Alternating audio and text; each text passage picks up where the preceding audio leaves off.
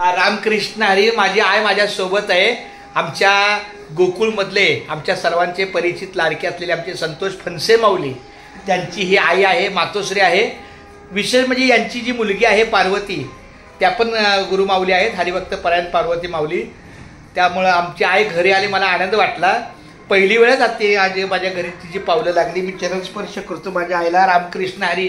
धन्य आज दिन झाले संतांचे दर्शन, झाली पापा तापा तुटी, दैन्य गेले उठा उठी, झाले समाधान पायी विसावले मन, तुका म्हणे आलो घरा तोची दिवाळी दसरा. आईचे जरा काय 70 आहे, त्यामुळे थोडे कंबर आणि गुडघं ही जरा तक्रार आहे, पण हरकत नाही. ठेविले आनंती तैसेची राहावे, चित्त असू द्यावे समाधान. तरी पण त्या मानानं सकाळपासून ती थोडी हालचाल करते, चालते, फिरते. एका जागी चालायला लागतं सारखं. हा, चालायला लागतं. बसून जास्त बसलं तर अजून अडगं होईल. लय लय वाढगं बसून असलं ना तर पार हातपाय जाकाडलंच असं जाकाडलं जातं. बरोबर. हे सांड धरलेत, हे सांड धरलेत, हे धरले मणका. लय मणक्याला 3 जागा गॅप आहे. ह्या मणक्याला इथं 3 जागा गॅप आहे. पण ते आता इंजेक्शन करून दुखणं दवाखान्यात जाऊन जाऊन वाईस कमी आले ते. आणि हे गुडघे ना आता लागले. आता हे अख्खा पाय ना एकदम सुम. चालायला कुठं गावतं यार.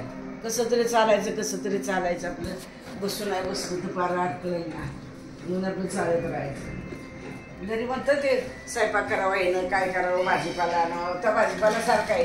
दूध आणायचं असलं एकदा सांगायचं नाही, आणा दूध. दुधाचं झालं की म्हणजे कांदा नाही तर कांदा आणायला पाहिजे होतं ना. अहो पण एकदाच सांगा ना. ते 10-12 यावं लागतं दुकानाला हा चालायला. ते आपल्याला मुलगा तिकडं त्याचं त्याला काम आहे, त्याचं सारखं ते बनवू ते रुमा बिमा देतं ना. सुनबाई त्या ऑफिसला असतं ते आपलं कामात असतं. संतोष नाही, सुनबाई पण आपल्या करतात, करते आपली कमावते चांगले. आणि त्यांची दोन्ही नातवंड चांगली संस्कारी आहेत. हो चांगले. ती पोरगी तर बघितली ना कशी देवा.